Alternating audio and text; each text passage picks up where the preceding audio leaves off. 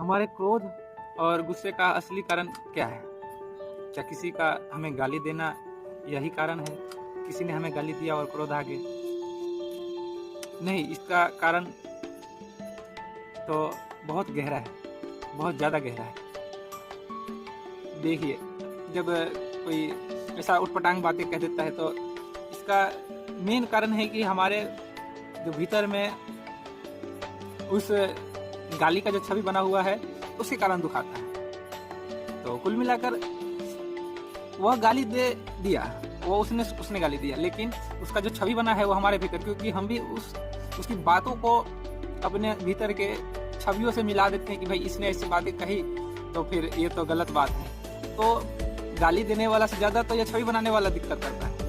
जैसे किसी ने आपको गाली दिया तो गाली दे दिया, गाली तो एक शब्द है, शब्द ही है। हालांकि उसने आपको खोचकारी नहीं किया है बांस लेकर के, उसने सिर्फ उसके मुंह से शब्द निकला है, लेकिन उसकी छवि कहाँ क्रिएट हुई? हमारे विचार में कि इस शब्द का मतलब ये होता है। और आपने जैसे उस शब्द का छवि बना रखा होगा उसी प्रकार से आपको गुस्सा चढ़ेगा। आप देखते हो।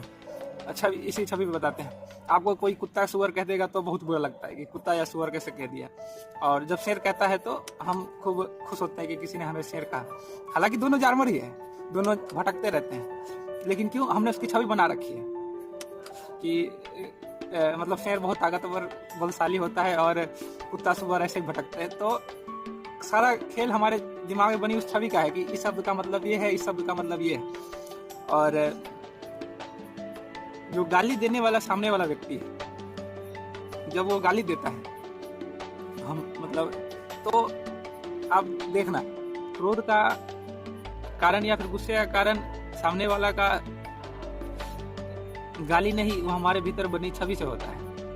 इन्हें हमने किस शब्द को कैसा नाम दे दिया है और कैसी छवि बनी है किस शब्द का हमारे भीतर। और जैसे कि आपको मैं बताता हूँ,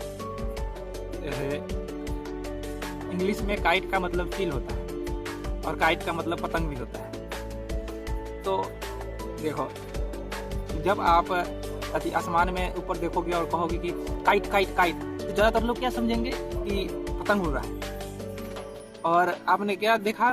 तो ऊपर चील उड़ रहा है। तो सब खेल हमारे खुद की छवि का है। हम किस चीज़ को कैसे देखते हैं,